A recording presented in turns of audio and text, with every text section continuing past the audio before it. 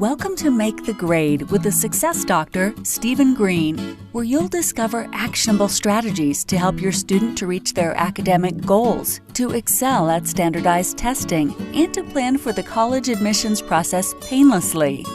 And now, here's your host, Dr. Stephen Green. All right. Hey. Welcome, everybody. Steve Green from the Make the Grade podcast and Education Live Thursday. I got an excellent guest today because we got a very important topic to discuss, and it's about money. Anybody concerned about money out there? Probably. Never have enough of it. And you know what takes a lot for? College. We're private schools. Can kill people's finances. I got an expert in the studio today, Chris Crail. Introduce Chris in 10 seconds. This is Chris's thing. He helps families with their financial situation, including helping prepare for the college finances. So welcome, Chris. How are you? I'm doing great, Steve. Thanks for having me. Awesome. Listen, I appreciate you taking time out of your busy day. Today happens to be Small Business Saturday, and we are both small business people. So tell us about yourself. How'd you get into the financial world? How'd you, how'd you get to today? Last 35 years. Sum it up in 40 seconds. Go ahead. Yeah, sure. I didn't ever intend to really work in finance. Actually, was a big sports fan growing up and studied sports in college.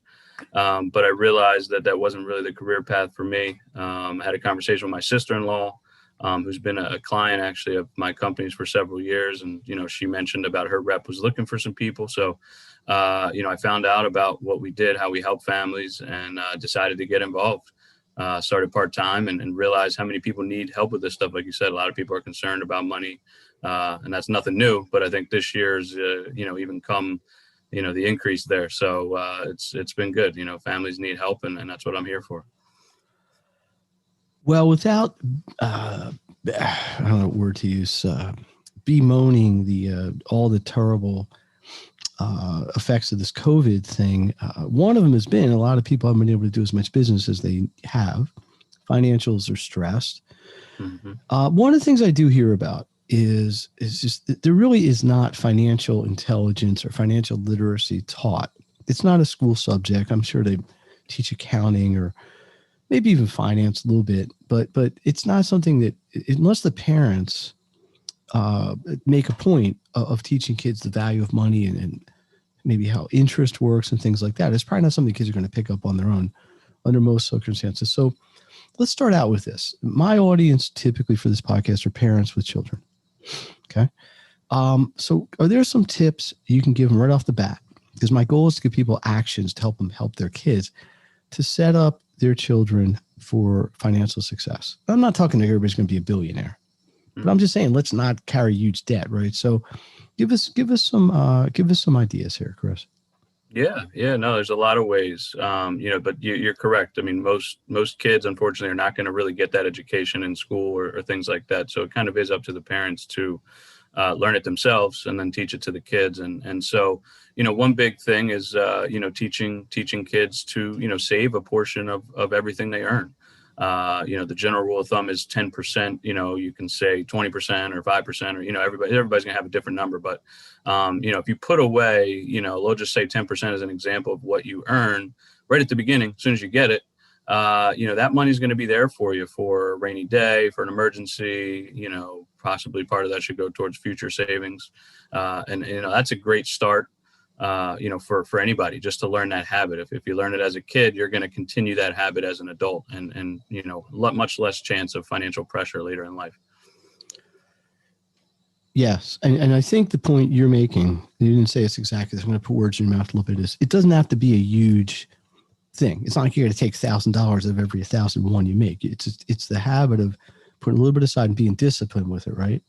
No point putting 10% of everything you put away and then blow it all every 3 months. Right. I guess. Let's talk specifically about college. Mm-hmm. It's the elephant in the room for every parent, right? Yeah. 99% of the time, parents are worrying about the big expenditure they're going to have for college. And even a low cost school these days, you're talking $120,000, $150,000 for 4 years. It's a lot of cash. what's your strategy? How would you counsel a family? Does it matter if they have a 2-year-old versus a 9-year-old versus a 14-year-old? If you're sitting down with the family, what are you telling them? Yeah, I mean, obviously there are some different factors there, depending on the age of the kids and how many kids they have and that sort of thing. But the biggest key is, if you want to help your kids with that cost, the earlier you start, the better. The easier it is to be able to accumulate, a good portion of money. The other thing is to really, as your kids get closer to college, is really, try to plan around, making things more cost effective. Picking a maybe more cost effective school or, different things like that. Maybe starting, this is personally something I did, 2 years of community college, it saves so much money. And no, I know your kid won't want to do that. I know I didn't want to do it, but it worked out for me. And my college degree still said Temple University. It didn't say I went to, Bucks County Community College first. And so I highly recommend that option, particularly, if finances are a challenge. It's a huge way to save money. My student loans were much less than most of my peers coming out of college. So to put a perspective on it, I mean, you're a younger guy. You didn't go to college in the 60s or something, right? So No. How much money, I mean, plus or minus $1,000, do you think you saved with that strategy? I basically saved about half of what I ended up having. So I ended up with about 20,000 of student loans. Personally, I would have had instead of 40 or 50. Right. Exactly. So, because I really basically, I basically, didn't have to pay hardly anything for community college. So it worked out well. Because here's the rub. You get a 22-year-old or whatever, coming out of college, carrying 50 grand, or that's probably even modest. And that's low for a lot of people. That's what I'm saying. Right. And meanwhile, what are they going to get? Even a good job out of college, 60, maybe 50, 60, right? So maybe more if they're very specialty, but yeah. Right. So you get a $60,000 job starting out of college, which I think is a win. So you're making, I don't know, whatever that comes out to a week. And now you got an $800,000 a month loan payment. Right. It's tough. Yeah. It's huge. So one strategy I assume would be to reduce the need to take loans. Mm-hmm. Another strategy would be to accumulate, I guess, wealth. Is that really the word you would use? Capital? Yeah. That's the reason you want to start early, is because partly at least the power of the compounding interest. Right. Let's talk about just college in general. Okay. Is it worth $250,000 to go to college? I mean, I know that's not really your thing, but if you look at it, give me the answer completely from the financial perspective first. Yeah. I mean, because I could talk about it from the academic side. Right. And I'll definitely let you handle the academic side of it. But, from a financial perspective, it can be, if you're studying something that warrants that and can get you a good paying job. However, unfortunately, there are a lot of careers out there, career paths, that there's just not enough jobs available, or the jobs just don't pay much. And so, it's probably not worth it in certain types of degrees. So I think that's a big thing that more kids need to, and parents need to figure out on the front end is what I want to study really worth the cost of what it's, what it is. Because if I'm going to spend $200,000 and come out making $35,000, it's going to take a long time to pay that money back. Or if the parents pay for it, that's a lot of sacrifice that the parents made, to make a very, lower income, it's tough, so I think it just planning in advance and trying to, figure out if the school I'm going to and if the major I'm doing really is warranted by the cost. So one strategy is to accumulate money. Mm-hmm. Another strategy is to try to reduce outlay. Mm-hmm. Let's talk about budgeting. Mm-hmm. Okay. Because you're not going to, if you make a certain amount of money, it's only so many piles it can go into, right? Mm-hmm.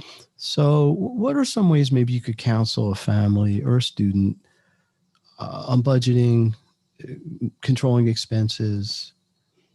Financial discipline, I guess, probably would be the word you would, or the phrase we would use here. And I know there's a lot of probably tired, go to Dunkin' Donuts instead of Starbucks or whatever. I know not that many ninth graders are doing that, but What's your view on this? Because I'm sure, because it's easy to spend money, especially now. I mean, it's Black Friday yesterday. Everybody's spending money on things they don't even need, right? Right. So again, from a professional standpoint, how do you counsel this? Yeah, I mean, the biggest factor is, paying attention to where your money goes. That's where, honestly, the bulk of people, they just don't even know. I mean, you know what your monthly bills are, your mortgage, your car payment, your insurance, whatever. But most people don't pay attention to the excess stuff, the entertainment, the food, the going out to eat, that sort of stuff. And most people spend 2 to 3 times as much as they think they do. If I ask somebody, how much do you spend on, going out to eat? They might say 200 and it's really 800, a month or something like that. And so most people just don't pay attention. So the biggest key is just knowing where your money goes and categorizing it. And then finding ways of lowering some of those expenses, and even your fixed expenses typically have ways of being lowered. Your car insurance, you can shop around and find a better rate. Cable internet, there's better ways or more cost-effective ways of doing that. And so just looking into some of those ways, it's not uncommon to be able to shave off several $100s a month out of your budget just by, taking, an hour here and there to trim some of those things down. So 50 here, 70 there, 100 there, 30 here, all of a sudden. Exactly. You're in a much better position. Let's talk about protecting assets, because I'm going to assume people are going to bank the money, invest the money, and the market is what it is. It's going to go up, it's going to go down, right? Get good years, good stretches, bad years, bad stretches. What's your counsel there? Again, we're not giving financial advice here. Right. There's a lot of factors there, depending on what it is, for long-term money. And when I say long-term, I really mean like retirement dollars. That money's, that's kind of have to be invested. But when it comes to shorter term stuff, college savings or, emergency, there are other ways that you can invest that's a little bit more conservative, ways that maybe take the market risk out of play or at least minimize the market risk. And diversification is key, for sure. But you got to look at your timeline, for a college fund, for example, if your child is a newborn, you got 18 to 20 years there for that money to grow. You don't need to be putting it all into something very safe necessarily. But if your child's a senior, then, you don't want to move it into something that has the chance for loss, like put it into a stock or into a mutual fund, that year before. So it really, it does have those factors there, as far as the timeline, for what that money's used for. But there are definitely ways where you can, benefit from the market, but also ways that you can, take that risk away, out of the market. And there's several different ways of doing that, What on the simplest level, because I think is always some uncertainty, right? You got a young family, they got a 2-year-old child. Who knows where they're going to be in 10, 15 years? Maybe the kid's not even a good student. They don't want to go to college. But is there a first step? I mean, maybe let's say step 0.5 is to meet with a professional like yourself. But let's say they get through that, and what is the first thing? Just to get a budget and just invest X amount every month, kind of old school like that? Is it more complicated than that? It depends. I mean, all factors of finance do kind of play a role within each other, so your budget plays in with how much you should be putting away for college, for retirement, for emergencies, protection of income. All those things are they're all interconnected. So you really want to have a game plan that's going to address all those strategies. And because everybody's situation is different. Some people may have parents, or the child's grandparents that are going to maybe pay a good chunk towards school. So they may not necessarily need to save as much towards college, but they still need to do the other things, right. Or different factors there.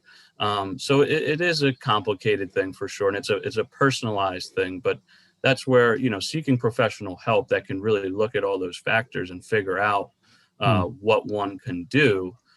Because while college is very important, also putting away for someone's own personal retirement or future is also very important. because otherwise, if you send your kids all through school, but you haven't put anything away for yourself, then, you may have to ask those kids to come back and move in with you to take care of you. or just pay for or support you. Right. Exactly. No, I had a financial guy on some time ago, and that was his personally said, look, personally, I put my kids through college, and he had 3. Mm-hmm. And he said he didn't mind doing it. He was happy to do it, but it made his own retirement a quarter of what it could have been. Right. And it was a combination of the sheer amount of money and the opportunity cost of not being able to let it grow over time. And I think also what happened was one of his children went to a more expensive school than they'd originally thought. And they went to professional school, which is even more to college parents. Right. So I don't even go there. Let me look at one more side of this, which is debt.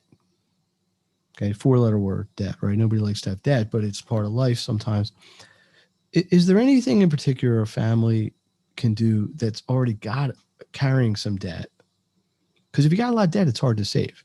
You got a car payment, or maybe more than one. You got insurance, you got a mortgage, you got, I don't know, a lot. It adds up. And now you got to deal with all that and try to save, right? Yeah. Not easy, but no. What do you think? Yeah, I mean, it still kind of goes back to the same thing where you have to kind of, look at everything together. And certainly you want to pay off the debt, but at the same time, you also do want to be saving, because your debt may take 20 years to pay it off or more. Potentially. And so if you wait till it's all paid off to start saving, then you're really leaving yourself, like you said, the opportunity cost, and things like that. So you kind of have to, weigh, the cost of the debt versus the cost of, say, saving or not saving, and make sure that you can accomplish all of those things at once, if possible. It does depend on how significant the debt is. I mean, for some people, it's extremely significant. And they need to get rid of some of that first, because of the, especially if it's a high interest debt and things like that. The cost of that, if you got a significant amount on a credit card with a, 20% interest rate, putting money away in a, in a little savings account earns 2.5%, or if you're lucky, right? It's not going to do a lot for you. It doesn't mean you shouldn't do it, but you want to, get that debt wiped out. So, it's a very specific, decision, but you really want to accomplish all of those things. At the same time, work towards paying down the debt as well as saving for, short-term needs, long-term needs, college, all those things.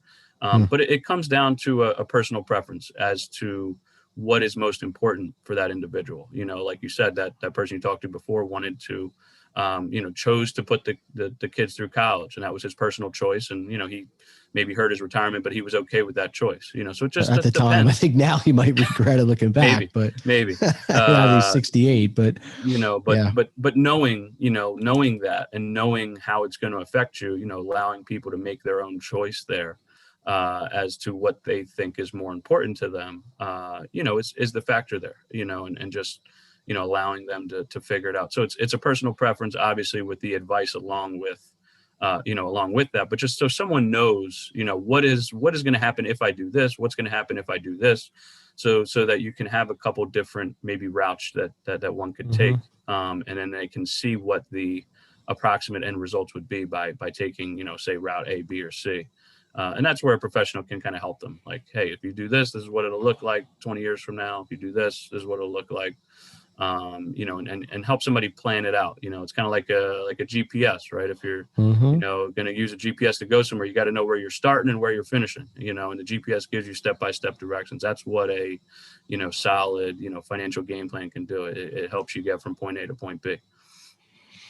Steve Green with the Make the Grade podcast, all about actions parents and students can take to maximize their education. We got Chris Crail in the studio answering the tough questions about financial planning for college and beyond, which is not an easy decision for anybody. Not an easy thing. It's, unless you win the lottery. I haven't yet. Chris, have you? Not yet. No, not yet. Maybe today, maybe tomorrow. I appreciate your candor because let's be frank. I don't think this is a topic most people enjoy dealing with. I mean, everybody likes to kind of look at their money grow, I'm sure, but this is something where it's a discipline thing. It's a self-discipline, family discipline, strategic decision you got to make early and then stay with 15, sometimes 20, 30 years, a long time, say half your life for some people.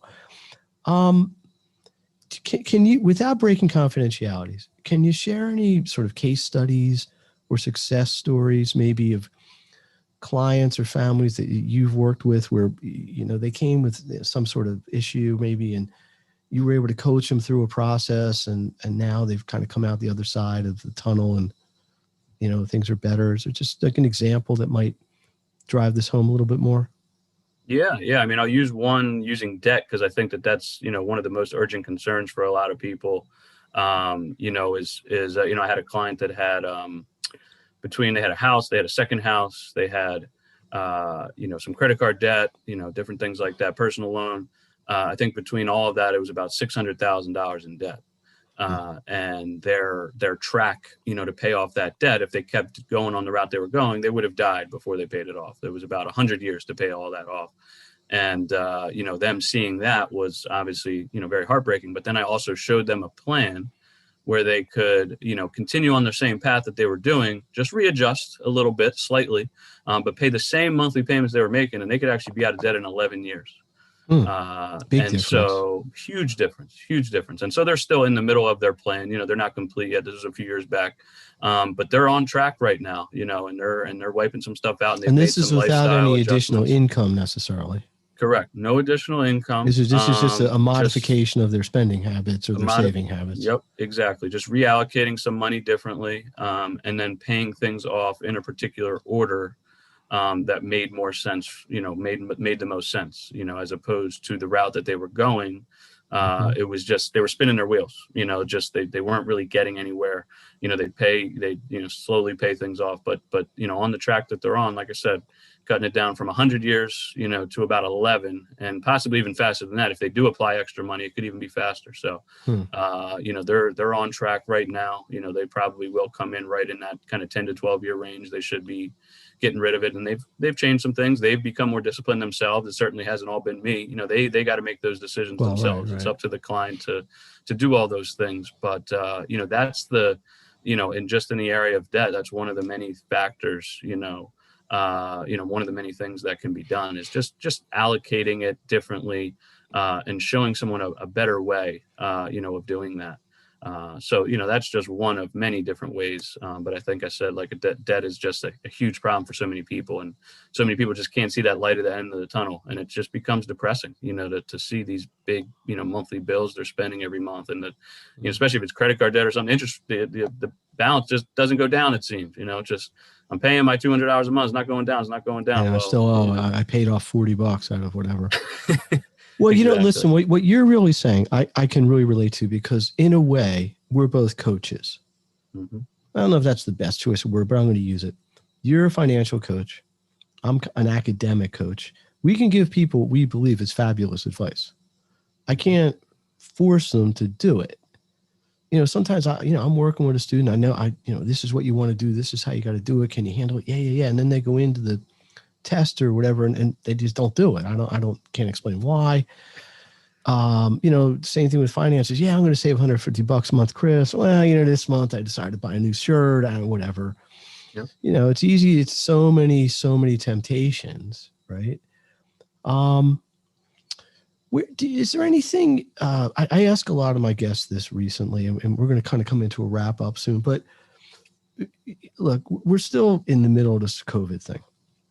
We're clearing out a little bit. Now it got worse, but is there anything you think that this is, in a good or bad way, or both, however you want to handle it, caused people to think differently, or maybe have a different set of priorities, in terms of finances, or maybe your client base? Because I've had experience like this with academics, but is there anything you want to share there? Yeah, I mean, for the most part, it's good. I think a lot of people have realized that, obviously people have more money this year. A lot of people do. For people that haven't been impacted job-wise, they have the same income, but yet their expenses are down. They're not going to the movies. They're not, taking vacations. They're not doing a lot of those things. Right. Not eating out as much. Right. Mm-hmm. So people can, help that to build up their savings, to pay down debt sooner, and things like that. So for people that, thankfully haven't been impacted job-wise, that's been good for them, and for people that maybe have been impacted job wise, they can really also pay attention to where their money's going and really I think most people are doing a much better job of budgeting this year and really following where every dollar's going, so that, because they need every penny, many people. And so, that extra, few dollars here and few dollars there can make a big difference.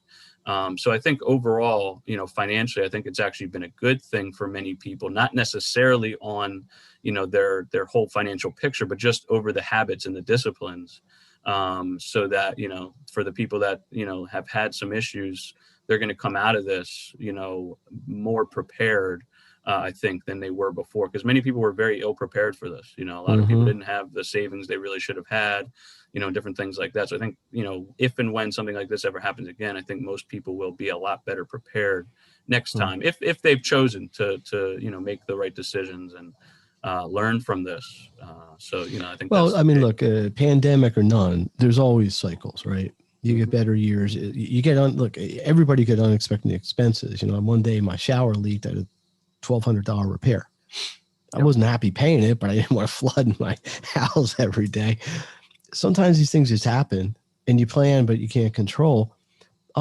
Chris, share this with the audience here. If somebody wants to get a hold of you, they have a question, maybe they want to set up a consultation. I imagine you would do that, right? Yep. How will they reach you? And we'll put this in the show notes as well if you're driving, whatever, folks. But so, Chris, how would somebody reach out to get a hold of you? Yeah, I mean, best way would be either email or phone. You want me to give my email? What is phone? it? Yeah, just spell it out. Email is ChrisCrail. That's his name, 62 at Gmail. Thanks, 62, Steve. sorry, I mean to cut you off. Yeah, That's Chris all right. Crail That's at 62. Yes. Chris Crail 62 at Gmail. And phone number is 215-359-7369. That's the best way to get me, one of those two ways. 215 power, right? Exactly. 215, yeah. But yeah, no, I'd be glad to have a conversation with anybody. And that's really, what it comes down to is it's just a conversation. There's no commitment of any kind, but let me ask you this. I don't mean this sarcastically. Right. Why wouldn't somebody want to have a talk with a professional? And maybe it's a personality thing sometimes. I don't know. Maybe they want a certain style, but doesn't it just make sense when you're talking about money and a lot of money, hundreds of thousands of dollars here, right?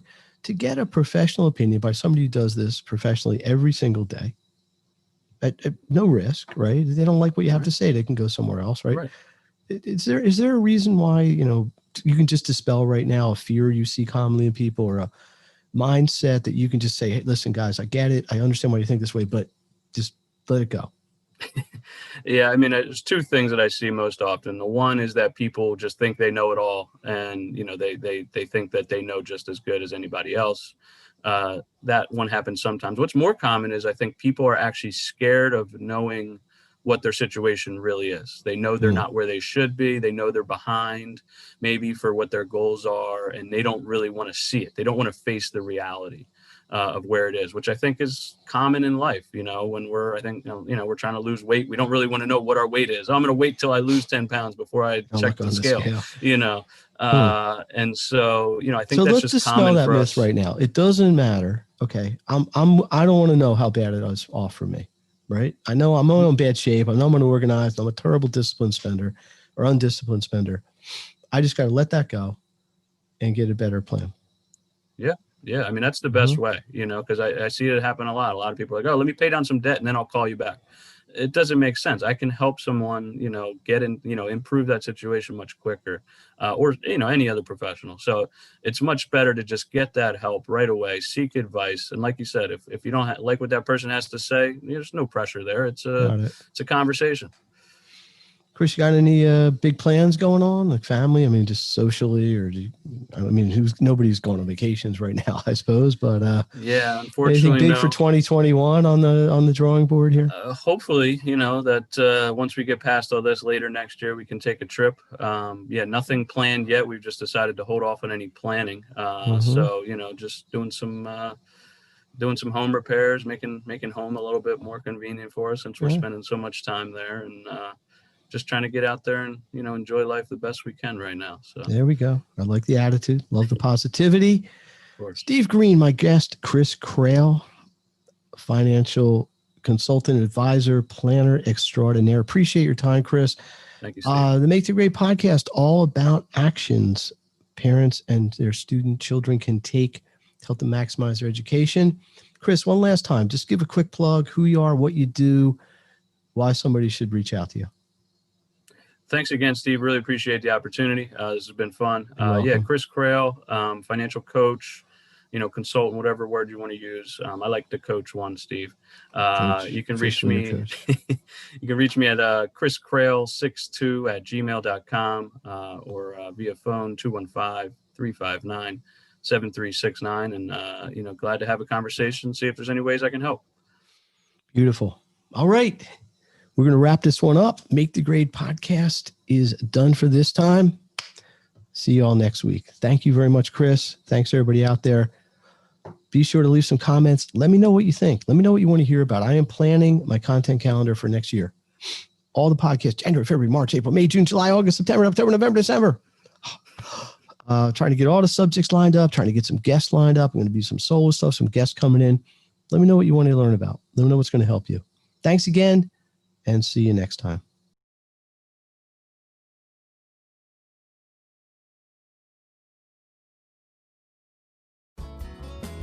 You've been listening to Make the Grade with the Success Doctor, Stephen Green. If you enjoyed this episode, be sure to subscribe. For more resources and support, please visit makethegrade.net.